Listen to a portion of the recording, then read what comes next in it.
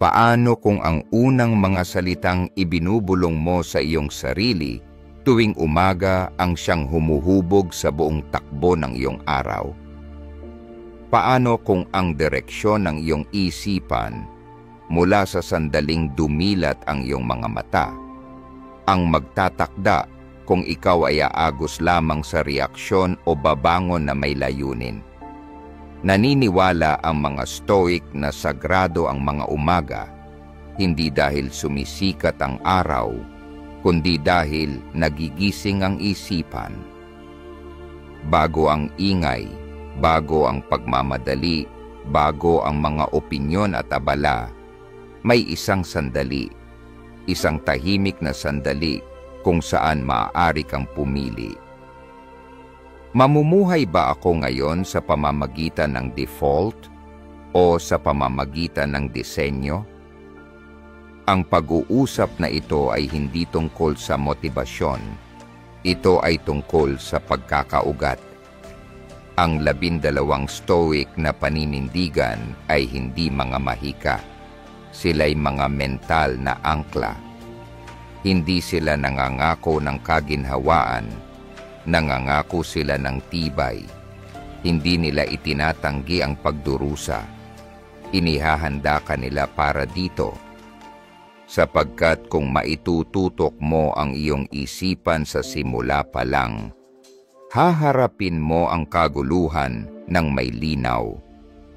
Hihinto kang maghintay ng kapayapaan at magsisimula kang maging mismong kapayapaan. Kaya bago ka mag-scroll, bago ka tumingin, bago mo hayaang pumasok ang mundo, makinig kang mabuti. Pumili ng isa sa mga katotohanang ito tuwing umaga at bigkasin ito. Hindi para sumaya, kundi para maging matatag. Magsimula na tayo. 1. Ngayon, hindi ako magpapaapekto sa mga bagay na wala sa aking kontrol.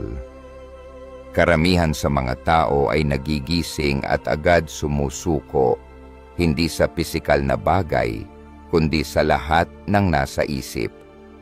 Dumidilat sila at agad tinitingnan ang kanilang telepono. At bago pa man sumayad ang kanilang mga paa sa sahig, hinayaan na nilang sakupin ng mga balita, mensahe o opinyon ng iba ang kanilang isipan. Doon nasasayang ang araw, hindi sa kaguluhan ng gabi, kundi sa umagang hindi nabantayan. Dahil ang unang desisyon mo sa umaga ay hindi kung ano ang isusuot o kakainin, kundi kung ano ang iisipin. At kung hindi mo aangkinin ang kaisipang iyon, may iba na gagawa nito para sa iyo. Nauunawaan na ito ng mga Stoic matagal bago pa naimbento ang mga smartphone.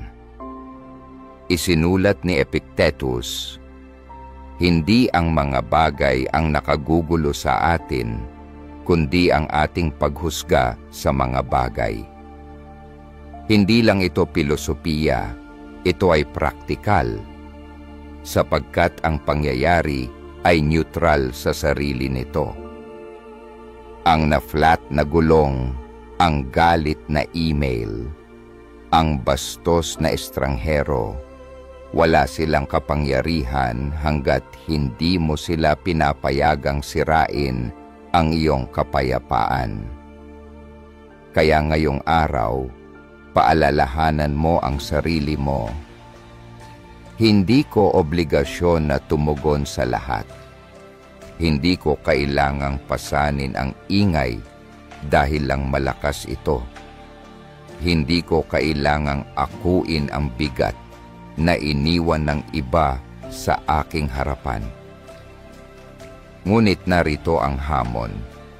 Madaling sabihin, hindi ako magpapaapekto hanggat hindi ka pa naaapektuhan, hanggat hindi pinipindot ng buhay ang eksaktong buton na akala mo ay di na tumatalab sa iyo. Doon nagsisimula ang totoong pagsasanay. Ang paninindigang ito ay hindi mahiwagang panangga laban sa negatibidad. Isa itong paalala na huminto, mapansin, huminga, makita ang gatilyo, ngunit huwag itong kalabitin. Marinig ang insulto, ngunit huwag itong ulitin. Masaksihan ang kaguluhan, ngunit huwag itong maging ikaw. Hindi ka palaging magtatagumpay. May mga araw na mapapalakas ang boses mo. Mahihila ka. Mapapansin mong nakangiwi ka o paulit-ulit nang bumabalik sa parehong kaisipang negatibo. Ngunit kahit sa sandaling iyon ng pagkabigo, may pangalawang pagkakataon. Maari kang bumalik sa katotohanan ito. Hindi pa tapos ang araw. Maari pa akong bumalik sa gitna ko. Maari akong maapektuhan, ngunit piliin pa rin ang kapayapaan pagkatapos. Sapagkat ang kapayapaan ay hindi pagiging perpekto, kundi direksyon. Hindi ito kawalan ng abala, kundi pagtanggi na gawing pagkatao ang abalang iyon. Kaya kapag dumating na ang di maiiwasang stress, kapag parang gumagapang ang trapiko, kapag may nanakit ng damdamin sa pamamagitan ng tono, kapag nakaramdam ka ng hindi pinapansin, hindi nauunawaan, o tinamaan sa damdamin, alalahanin mo, ang sandaling ito ay hindi sa iyo hanggat hindi mo ito inaangkin. Ang galit ay hindi sa iyo hanggat hindi mo ito niyayakap. Ang enerhiya ay hindi sa iyo hanggat hindi mo ito hinihigop. Maari kang makakita ng hindi sumanib. At hindi iyon kahinaan, iyon ay pinatibay na lakas. Kahit sino ay kayang sumabog. Ngunit ang tunay na kapangyarihan ay nasa pagpipigil, sa pagiging matatag sa kung sino ka, na kahit anong bagyo, hindi ka natitinag. Iyan ang stoicism sa aksyon, hindi sa kalmado kundi sa init, hindi sa pag-iisa kundi sa pakikisalamuha. Ang manatiling hindi naaapektuhan, hindi dahil tahimik ang mundo, kundi dahil ikaw ang tahimik. Ngayong umaga, ipinapahayag mo ito, hindi bilang walang saysay na dasal, kundi bilang kumpas na susundan mo sa buong araw. Ngayon, hindi ako magpapaapekto sa mga bagay na wala sa aking kontrol. Hindi dahil hindi sila darating, kundi dahil handa ka na. 2. Akin ang aking mga kaisipan. Akin ang aking mga reaksyon. Sa mundong patuloy na humihila ng iyong atensyon, madaling makalimutang ang iyong panloob na buhay ay pag-aari mo. Sinisikap kang galitin ng ibang tao. Binabago ng media ang pananaw mo. Sinusubukang idikta ng mga algorithm ang iyong damdamin. At kung hindi ka magiging maingat, malilito ka. Akala mo ang ingay mula sa labas ay tinig mula sa loob. Kaya ang paninindigang ito mula sa Stoic ay hindi lamang paalala, ito ay isang pagbawi, isang tahimik na rebolusyong nagsisimula sa pinakamakapangyarihang teritoryo, ang sarili mong isipan. Pag-isipan mo ito. Gaano kadalas nating sinisisi ang iba sa nararamdaman natin? Sinasabi natin, galit niya ako o sinira niya ang araw ko. Ngunit kung ganoon kadaling maagaw ang iyong kalooban, Sa'yo ba talaga ito mula sa simula? Hindi sang-ayon ng Stoic doon. Alam niyang sa pagitan ng isang pangyayari at ng ating tugon, may puwang. At sa puwang na iyon, may kapangyarihan siyang pumili. Hindi basta tumugon ng padalos-dalos, kundi tumugon ng may karunungan. Hindi basta sumipsip ng emosyon, kundi suriin ito. Hindi ito nangangahulugang magiging wala kang damdamin. Ibig sabihin, ikaw ang may kapangyarihan. Pinahihintulutan ka pa ring makaramdam ng malalim, ngunit hindi ka alipin ng iyong damdamin. Maari mong mapansin ang galit na umaakyat nang hindi ito pakakawalan. Maari mong maramdaman ang lungkot nang hindi ito ikalunod. Maari mong marinig ang pamumuna nang hindi nito sirain ang iyong pagkatao. Dahil ang iyong mga kaisipan ay pananagutan mo at ang iyong mga reaksyon ay refleksyon mo. Ang ganitong pananaw ay lalong mahalaga kapag may hindi magandang nangyari, kapag hindi nakisama ang buhay. Hindi mo kontrolado ang kaguluhan, pero kontrolado mo kung paano mo ito ikukwento sa sarili mo. Ikukwento mo ba ito bilang kabiguan o bilang pagkakataong matuto? Lulubog ka ba sa pakiramdam ng kawalan ng hustisya o yayakapin mo ang aral na dala nito? Ang Stoic ay hindi tumatakas sa realidad. Hinuhubog niya ang kahulugan mula rito at nagsisimula iyon sa pag-angkin ng kanyang panloob na naratibo. Isipin mong lumipas ang isang buong araw na baon mo ang katotohanang ito. Akin ang aking mga kaisipan. Akin ang aking mga reaksyon. Paano kaya mababago ang pakikitungo mo? Baka piliin mong lumayo na lang mula sa argumento kaysa gatungan ito. Baka marinig mo ang masakit na komento at huminto imbes na gumanti.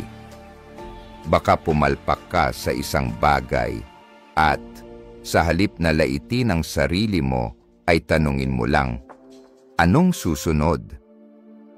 Hindi ito tungkol sa pagpigil ng damdamin, kundi sa pagkontrol ng iyong pinakakain.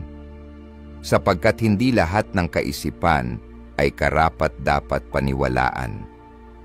Hindi lahat ng reaksyon ay dapat bigyan ng lakas. At hindi lahat ng damdamin ay dapat hayaang magmaneho ng takbo ng iyong araw. Kaya bantayan mo ang iyong isipan na parang isang kuta. Kapag may kumatok na mapanirang kaisipan, hindi mo kailangang buksan ang pinto. Kapag may lasong damdamin na gustong maghari, hindi mo kailangang isuko ang mga susi. Hayaan mong dumating sila. Hayaan mong lumipas. Hayaan mong bumangga sila tulad ng alon. Ngunit ikaw ay manatiling baybayin, tahimik, matatag, hindi natitinag. At sa paggawa nito, nagiging makapangyarihan ka sa tunay na kahulugan. Hindi maingay, hindi mapusok, kundi may lalim. Nakakamtan mo ang linaw, hindi dahil naging madali ang mundo, kundi dahil tumatag ang iyong isipan. At ang lakas na iyon ay nanggagaling sa araw-araw mong pag-angkin sa iyong sariling soberanya. Ulitin mong muli, hindi lang sa salita, kundi sa paniniwala. Akin ang aking mga kaisipan. Akin ang aking mga reaksyon. Dito nagsisimula ang tunay na kalayaan. 3. Hayaan mong kumilos ang iba ayon sa kanilang kalikasan. Kikilos ako ayon sa akin. May tahimik na lakas sa pagtangging mahubog ng kilos ng iba. Kapag may gumawa sa iyo ng mali, hindi ka nirespeto o binigo ka, natural ang tukso na gumanti. Nasuklian ang lamig ng pananahimik, ang kababawan ng pagmamataas, nasalaminin ng kanilang mga pagkukulang na parabang ikaw na rin ang may dala nito. Ngunit para sa isang Stoic, ito ay isang uri ng pagsuko. Bakit mo ihahandog ang iyong pagkatao dahil lang iniwan nila ang kanila? Ang paninindigang ito ay gumuguhit ng malinaw na hangganan sa pagitan ng reaksyon at prinsipyo. Ipinaaalala nito na malaya ang ibang tao na magsinungaling, magmanipula, manira, o manisi. Iyan ang kanilang kalikasan, o marahil ang antas ng kamulatan nila sa kasalukuyan. Ngunit hindi mo kailangang sundan ang parehong script. Hindi mo kailangang makipagpaligsahan sa kababawan o sumayaw sa sayaw ng kaguluhan. Hindi mo kailangang bumaba sa kanilang antas, dahil lang mas madali ito kaysa panindigan ng sayo. Isipin mo ito bilang panloob na kompas. Maaaring maligaw ang iba. Maaaring sila'y lamunin ng kanilang damdamin o ego. Ngunit ang direksyon mo ay nanggagaling sa mas malalim, mula sa mga pagpapahalaga, mula sa malinaw na isipan, mula sa panata na mamuhay ng may integridad kahit mahirap, lalo na kung mahirap, dahil doon ito pinakamahalaga. Kapag hindi ito sinusuklian, hindi kinikilala, hindi ginagantihan, doon ito nagiging ikaw. Hindi ito nangangahulugan na hinahayaan mong tapakan ka ng iba. Ang Stoicism ay hindi kahinaan. Ito'y matalinong pagpipigil. Hindi mo pinapalampas ang maling asal. Tinatanggihan mo lang na hayaan nitong dungisan ka. Maaari kang magtakda ng hangganan. Maaari kang lumayo.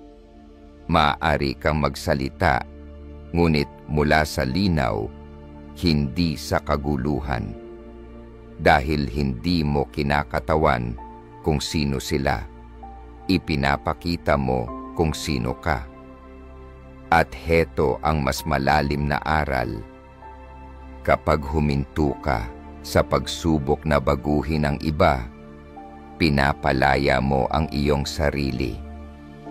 Napakaraming enerhiya ang nasasayang sa kakapilit na tratuhin ka ng tama, unawain ka, o mahalin ka ng mas mabuti.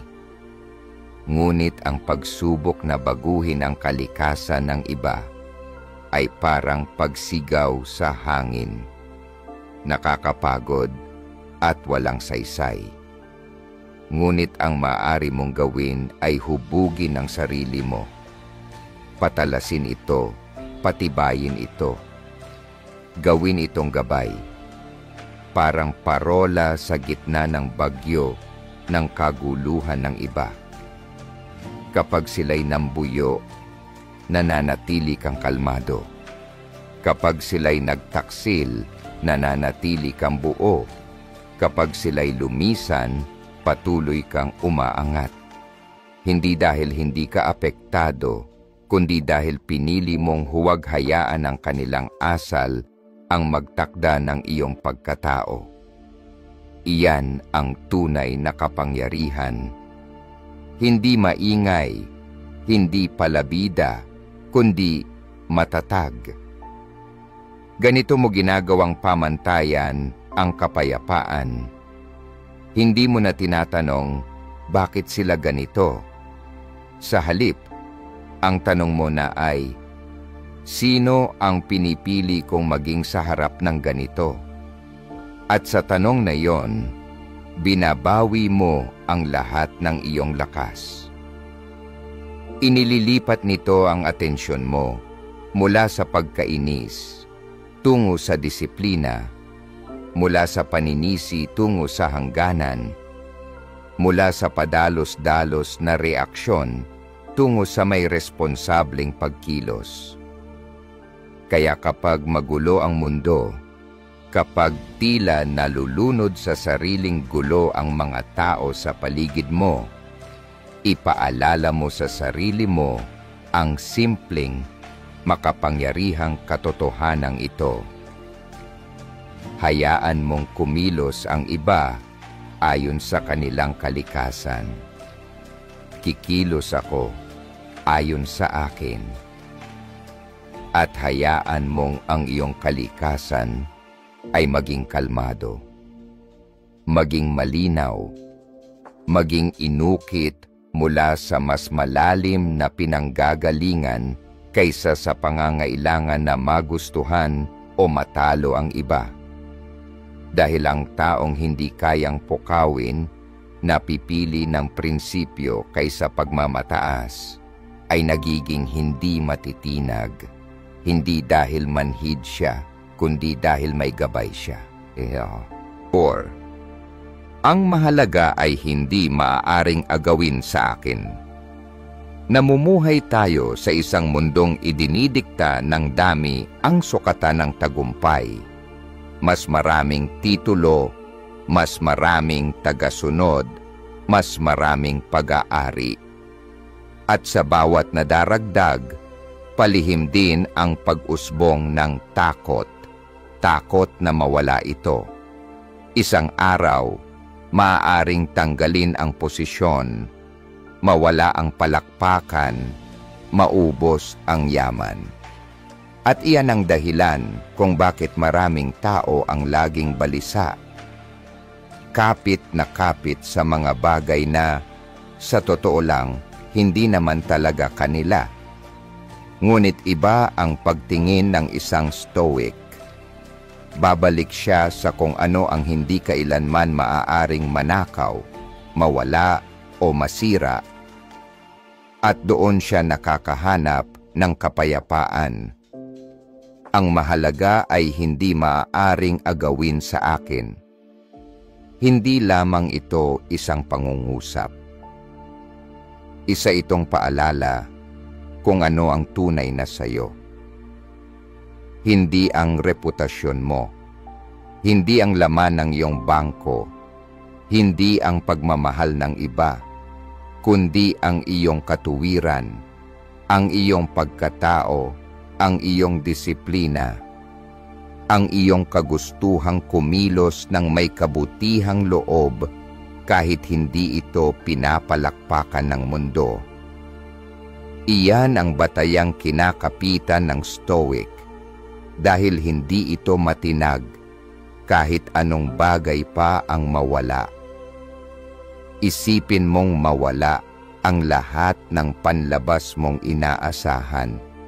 Ang trabaho, ang katayuan, ang kapareha, ang pagkilala. Ano ang natitira? Kung ang iyong pagkatao ay nakatali sa mga bagay, kapag nawala sila, para mo na ring nawala ang sarili mo.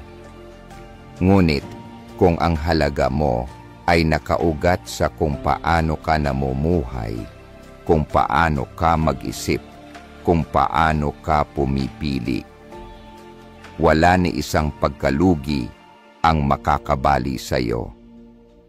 Kahit sa gitna ng pagdurusa, nananatili kang buo. Mahalaga ang katotohanang ito lalo na sa oras ng pagkakanulo o kabiguan. Kapag may umalis o may biglang gumuho, ang tanong ay hindi, bakit siya umalis? O bakit nangyari ito? Ang mas mahalagang tanong ay, ano ang natira? Aling bahagi ng sarili mo ang buo pa rin, hindi tinablan ng sitwasyon, patuloy na humihinga at may kakayahang mamili kung paano aabante.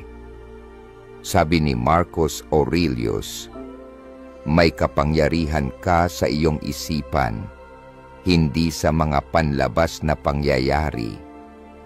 Kapag nauunawaan mo ito, matatagpuan mo ang tunay na lakas. At ang lakas na iyon ay hindi maingay. Hindi ito humihingi ng awa o nagpapatunay ng halaga. Tahimik lang itong naninindigan dahil alam nito, ang halaga nito ay hindi nababago ng opinyon ng iba o ng resulta ng mga pangyayari. Maaaring mawalan ka ng trabaho ngayong araw, ngunit kaya mo pa ring mamuhay ng may integridad. Maaaring insultuhin ka ng taong mahal mo, ngunit kaya mo pa ring piliing huwag gumanti ng sama. Maaaring magising ka bukas na mas kaunti ang pera, mas kakaunti ang kaibigan, mas mabigat ang sitwasyon, pero makakakilos ka pa rin ng may biyaya. Bakit? Dahil ang pinakapuso ng pagkatao mo ay hindi itinayo sa mga bagay na pwedeng agawin. Itinayo ito sa kung anong hindi maaaring galawin. Ang paninindigang ito ang iyong kalasag. Kapag sinubukang tanggalan ka ng mundo, kapag sinubukang ikahon ka ng tao sa iyong pinakamasamang sandali, babalik ka rito. Ang mahalaga ay hindi maaaring agawin sa akin. Maaaring pagdudahan nila ang halaga mo, pero hindi nila ito kayang itakda. Maaaring questionin nila ang mga desisyon mo, pero hindi nila kayang galawin ang katuwiran mo. Maaaring iwanan ka nila, pero hindi nila kayang alisin ang kakayahan mong magsimulang muli mula sa prinsipyo. At habang inuulit mo ang katotohanang ito araw-araw, lalo kang nagiging hindi matinag. Hindi mo na hinahanap ang seguridad sa mga bagay. Natatagpuan mo ito sa pagkatao.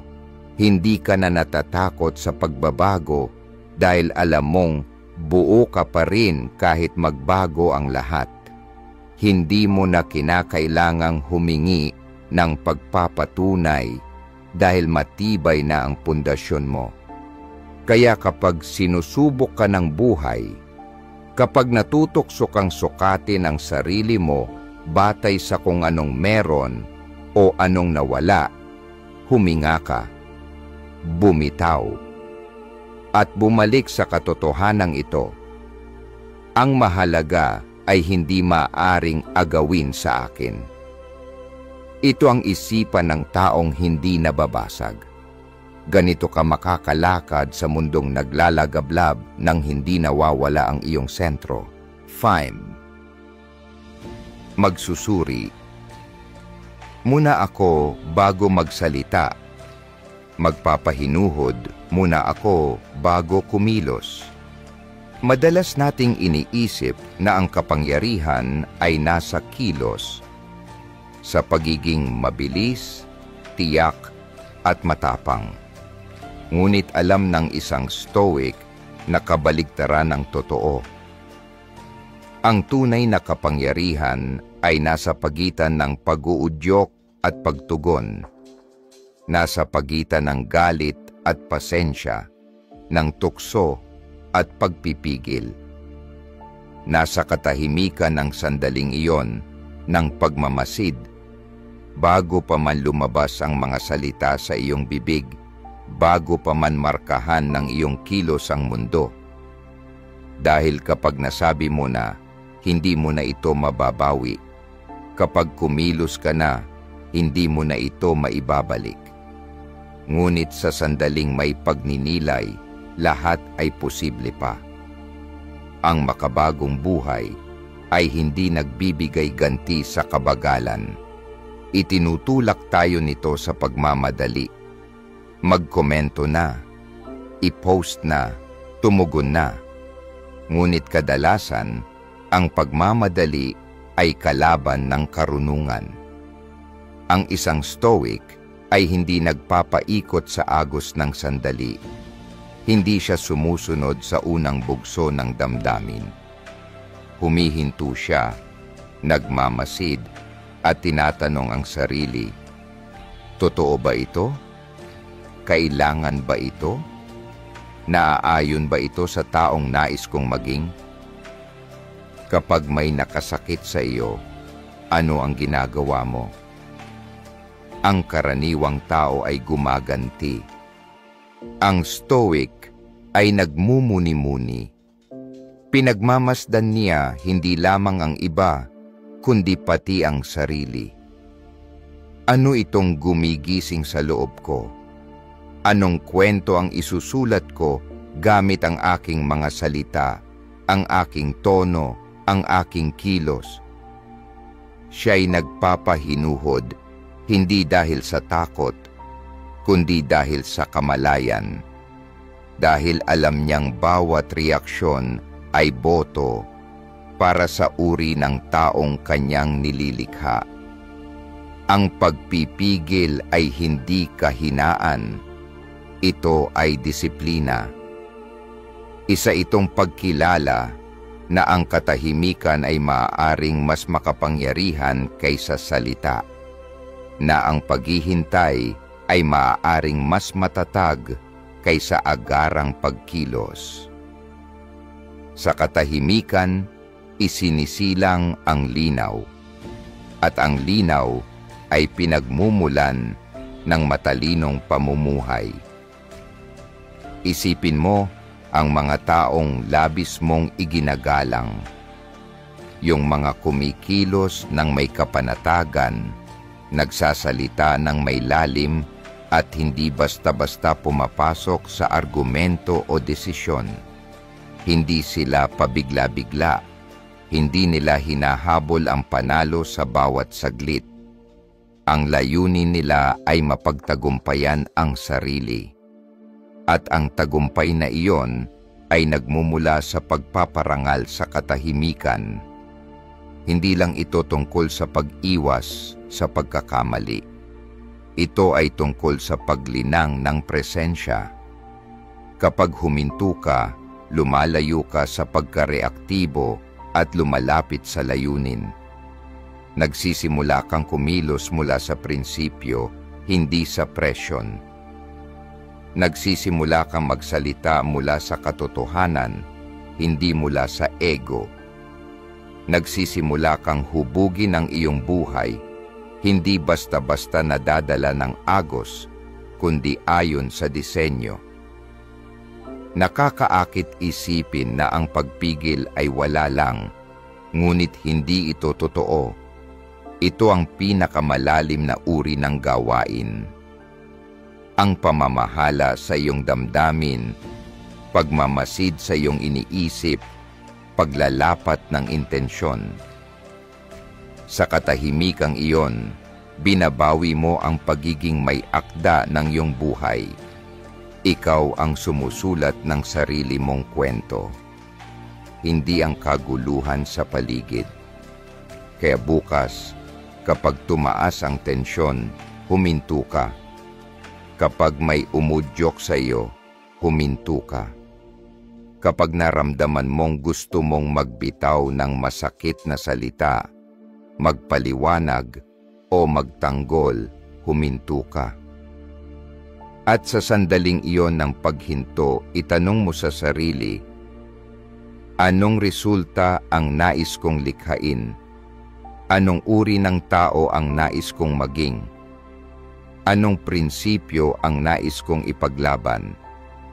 Dahil kapag nabuhay ka mula sa katahimikan, nagkakaroon ng bigat ang iyong mga salita.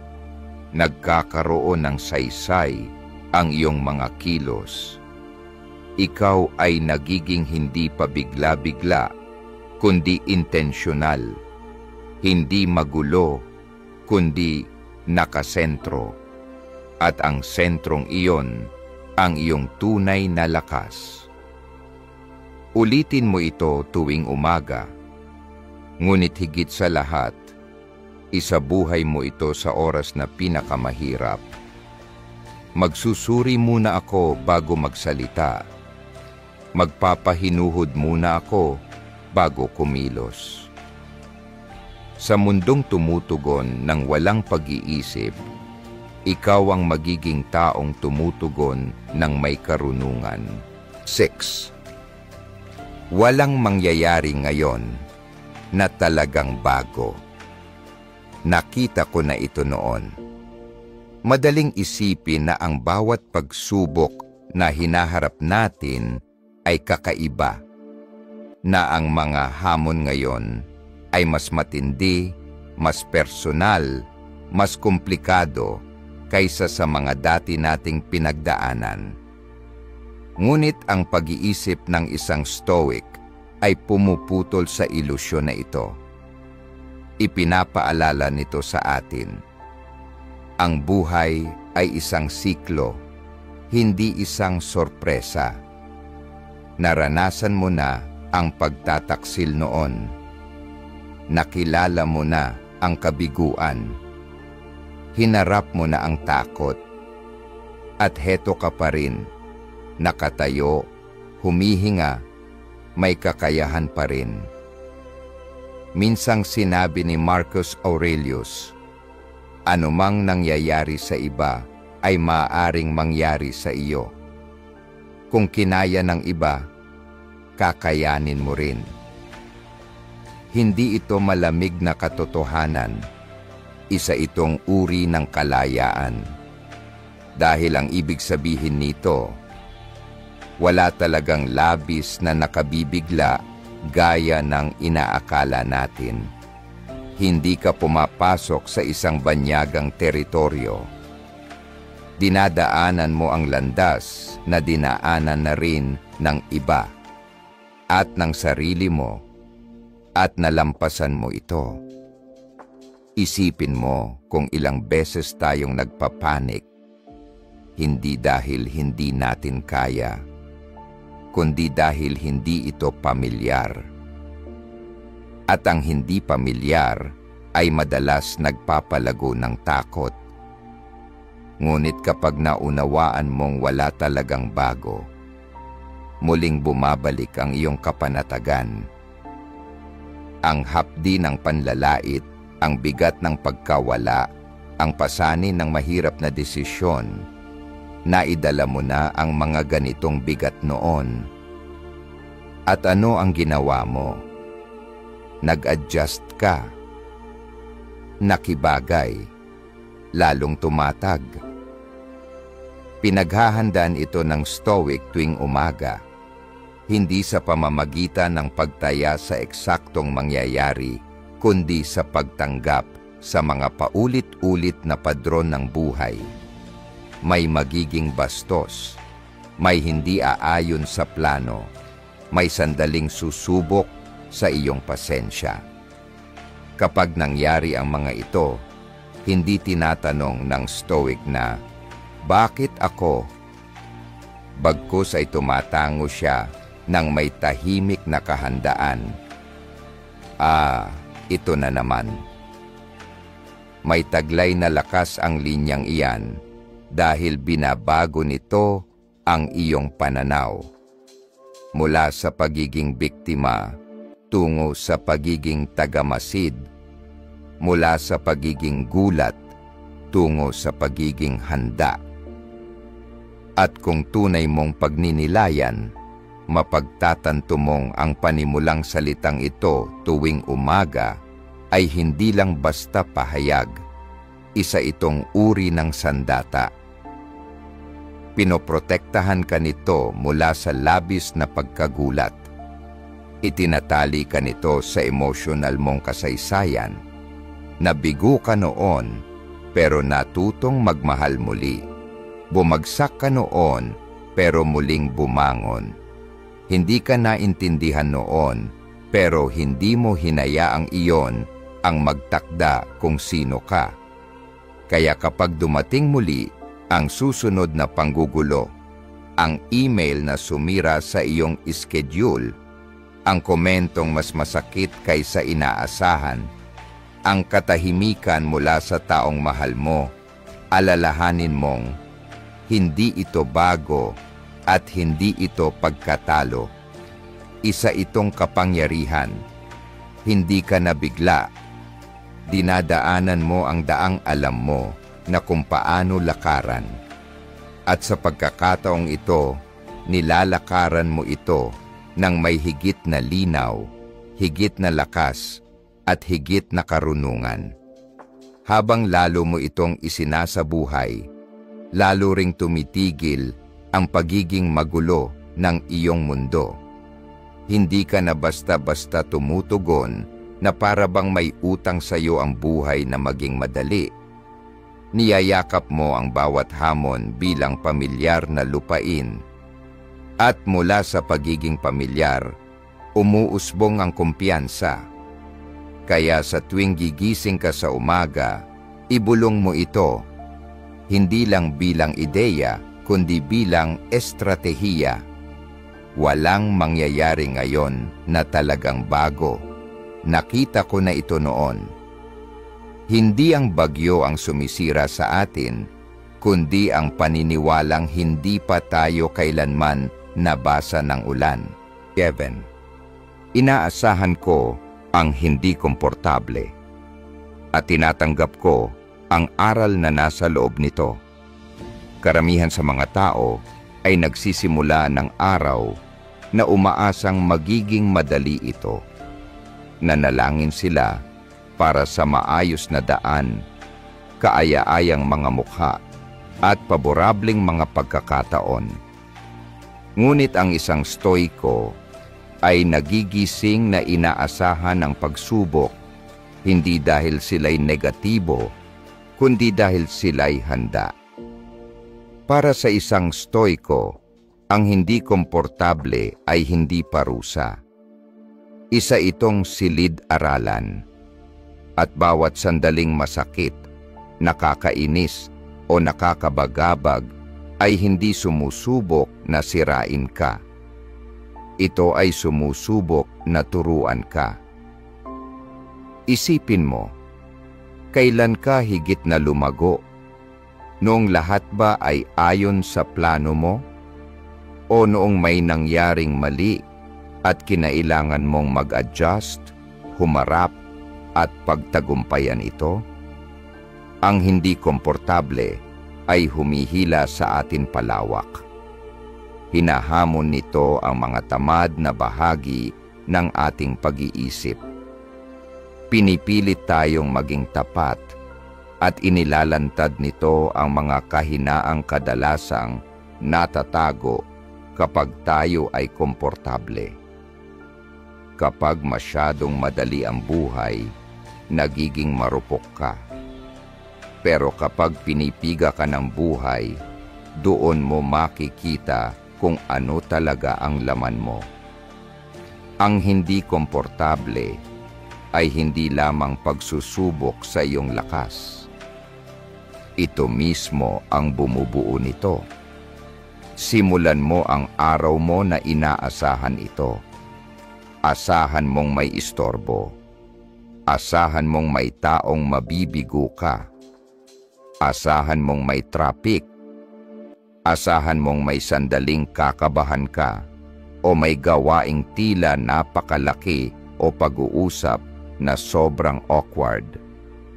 Hindi dahil inaanyayahan mo ang negatibidad, kundi dahil nakatapak ka sa realidad. Hindi idinisenyo ang buhay para umikot sa iyong kaginhawaan. Puno ito ng alitan, tensyon, at kawalan ng katiyakan. At diyan mismong lugar nabubuo ang pagkatao. Hindi nangangarap ang mga stoiko ng buhay na walang paghihirap. Pinaghahandaan nila ito. Pinayuhan ni Epictetus ang kanyang mga estudyante Nasanayin ang sarili sa kahirapan. Bago magsimula ang araw, sinasabi nila, "Maaaring mainsulto ako ngayon. Maaaring may mawala sa akin ngayon. Maaaring may magsinungaling sa akin ngayon." Bakit? Para kapag nangyari ito, hindi sila mabibigla, handa na sila. At sa kahandaang iyon, may kapayapaan. Ang hindi komportable ay hindi mo kaaway. Ang sakit na nararamdaman mo ngayon ay maaaring siya ring humuhubog sa iyo para sa bukas. Ang masakit na sandaling gusto mong iwasan ay maaaring siya ring mismong sandali na kailangan mong harapin. Kapag tinanggap mo ang hindi komportable bilang guro, hindi bilang mananakop, binabawi mo ang kapangyarihan mo. Hindi ka napapaurong, nakikinig ka, hindi ka tumatakbo, humaharap ka. Nagiging ikaw ang uri ng taong kayang tumayo sa gitna ng apoy nang hindi nababasag. Kaya bukas ng umaga, huwag mo lang banggitin ang mga salita, damhin mo. Inaasahan ko ang hindi komportable at tinatanggap ko ang aral na nasa loob nito. Sabihin mo ito ng buo ang loob. Sabihin mo ito ng tuwid ang likod. Nandito ka hindi para umiwas sa hamon. Nandito ka para magtagumpay sa kabila nito. Dahil walang makabuluhang bagay na naitatayo sa kawalan ng pagsubok. At ang kapayapaang hinahanap mo, hindi ito nasa kabilang dako ng hirap. Nasa loob mismo nito. 8. Hindi nangangailangan ng pahintulot ang aking kapayapaan. Sa isang maingay na mundong nahuhumaling sa pagkuha ng pagpapatunay mula sa iba, ito ang isa sa pinakamakapangyarihang deklarasyong maaaring gawin ng isang tao. Dahil karamihan sa mga tao, nang hindi man nila namamalayan, ay ibinibigay ang susi ng kanilang kapayapaan araw-araw. Hinahayaang masira ng opinyon ng isang estranghero ang kanilang mood. Hinahayaang magdulot ng insecurity ang naantalang mensahe. Hinahayaang ang kaguluhan ng iba ang magdikta ng klima sa sarili nilang isipan. Ngunit ang isang stoiko ay hindi humihingi ng emosyonal na katatagan mula sa labas. Alam ng stoiko na ang kapayapaan ay hindi ipinagkakaloob, ito ay inaangkin. Tingnan mo kung ang iyong kapanatagan ay nakabatay sa asal ng ibang tao, talo ka na agad. Ginawa mong kondisyonal ang iyong kabutihan sa mga bagay na wala kang kontrol. Iyan ay hindi tunay na kapayapaan. Iyan ay pagkaalipin. Ang tunay na kapayapaan ay itinatayo sa loob. Sandali kada sandali, desisyon kada desisyon. Hindi ito regalo ng iba. Isa itong disiplina sa sarili. At kapag naunawaan mo iyon, may malaking pagbabagong nangyayari sa loob mo. Tinigil mo ang palagiang pag-react. Tinigil mong habulin ang pagpapatunay ng ibang tao. Hindi mo na hinihintay na maging tahimik ang mundo para makalanghap ka ng ginhawa. Sa halip, ikaw na mismo ang nagiging katahimikan. Isipin mong pumasok sa isang silid na puno ng tensyon. Mataas ang mga boses, masigla ang enerhiya, sumasabog ang mga ego, ngunit hindi ka naaapektuhan. Hindi dahil manhid ka. Hindi dahil wala kang pakialam. Kundi dahil ang kapayapaan mo ay masyadong malalim ang ugat para mauga ng mga ihip sa ibabaw. Hindi ito kayabangan, ito ay kahusayan. Ito ang resulta kapag binuo mo ang panloob mong buhay sa batong matibay, hindi sa buhangin na gumuguho. Ipinaalala ni Marcus Aurelius sa sarili, wala nang mas tahimik at hindi nababagabag na kanlungan para sa tao, kundi ang kanyang sariling kaluluwa. Iyan ang sikreto. Laging bukas ang santuwaryo. Ngunit tanging kung titigilan mong ipaubaya ang iyong kapayapaan sa mga taong hindi kailanman karapat-dapat magkaroon ng ganoong kapangyarihan. Hindi ang ex mo ang nagtatakda ng halaga mo. Hindi ang boss mo ang may hawak ng thermostat ng damdamin mo. Hindi ang internet ang may kapangyarihang guluhin ang focus mo. Ikaw ang may pananagutan sa atmosperang dala mo, hindi sila. At maaaring hindi ito komportable pakinggan dahil ibig sabihin nito, wala ka nang masisisi sa nararamdaman mo. Wala nang pagtuturo sa mundo at pagsasabing, ikaw ang dahilan kung bakit ako nataranta o ikaw ang sumira ng araw ko. Pinipilit ka nitong akuin ang buong pananagutan sa emosyonal mong estado. At ito ang uri ng responsibilidad na iniiwasan ng marami. Ngunit ito rin ang simula ng kalayaan. Ang sandaling hindi mo na kailangan ng pahintulot para makaramdam ng kapayapaan ay ang sandaling tunay kang malaya. Hindi mo kailangang maghintay ng reply para makaramdam ng kapanatagan. Hindi mo kailangang palakpakan para maramdaman mong karapat-dapat ka. Hindi kailangang maging maayos ang lahat para manatiling panatag. Isa lang ang kailangan mo.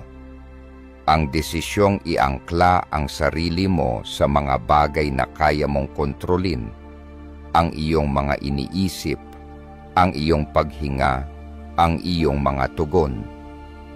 Doon naninirahan ang kapayapaan. Kaya kapag nagsimula ang araw at dumating ang mga abala at umasta ang mga tao sa paraang di mo inaasahan, at ibinagsak ng buhay ang karaniwang kaguluhan sa harapan mo, tandaan mo ito. Ang kapayapaan mo ay iyo, hindi kanila, hindi nakadepende, hindi hiniram. Iyo. At kung iingatan mo ito, aalagaan at babalik-balikan sa gitna ng kaguluhan, makakahanap ka ng isang bagay na bihira, isang katahimikang hindi nasisira. Isang kapanatagang hindi humihingi ng perpektong kalagayan. Isang presensyang hindi nawawala sa unang senyales ng stress. Sabihin mo ito, isabuhay mo ito. Hindi nangangailangan ng pahintulot ang aking kapayapaan. At dalhin mo ang katotohanang iyan na parang tahimik na baluti sa bawat silid, bawat tawag, bawat sandali. Iyan ang stoicism na isinasabuhay. Hindi maingay, hindi dramatiko, ngunit matatag kung saan ito tunay na mahalaga. 9. Kikilos. Ako nang may layunin, hindi magpapaanod sa emosyon. Ang pagitan sa isang reaksyonaryong buhay at isang makahulugang buhay ay madalas nagkakasya sa isang segundo. Yung isang segundo ng paghinto. Ang isang paghinga bago sumabog. Ang katahimikan bago ang pasya. Ang pagkalma bago mo sabing oo o hindi. Doon naninirahan ang iyong kapangyarihan. Pero kadalasan, hindi ito napapansin. Nagmamadali ang mga tao. Nagre-react agad. Hinahayaang ang emosyon ang maging makina ng kanilang buhay. Tapos, magtataka kung bakit pakiramdam nila ay parang pasahero lang sila sa sarili nilang kwento. Pero nagtuturo ang Stoicism ng isang radikal na alternatibo. Huwag kang magpagalaw sa hangin. Maging ikaw ang pumipili kung saan pupunta ang layag. Hindi kaaway ang emosyon. Maging malinaw tayo diyan. Mga signal ito, hindi tanikala. Naramdaman mo ang galit, may mensahe iyan. Nalungkot ka, katotohanan yan na kumakatok. Pero ang pagkilos mula sa emosyon na walang linaw, walang layunin, iyan ang simula ng digmaan, ng pagkasira ng ugnayan, at ng pagdami ng pagsisisi. Ang Stoiko ay hindi pinipigil ang emosyonal na lagay sa loob niya.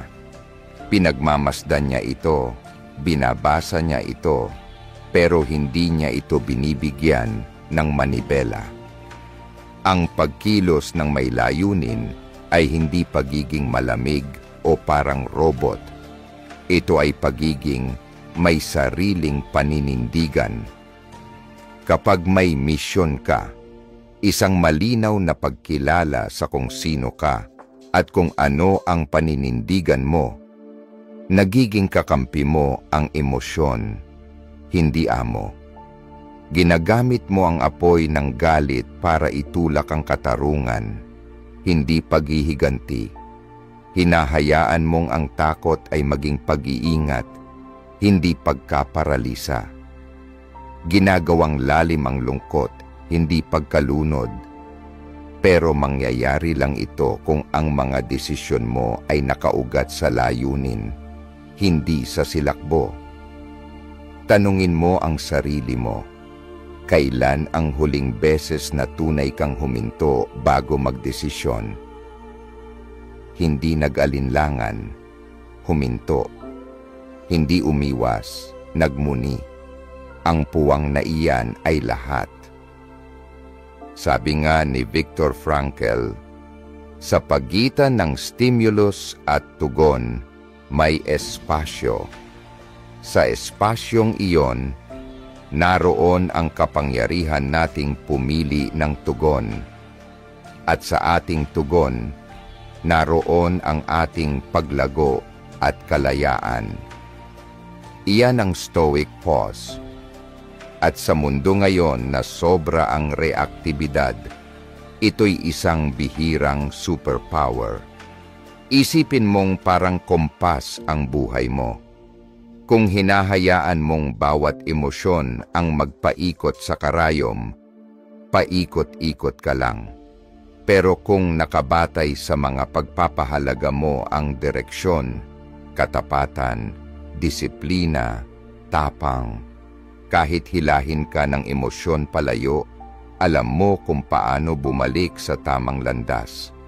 Hindi mo iniiwasan ang bagyo.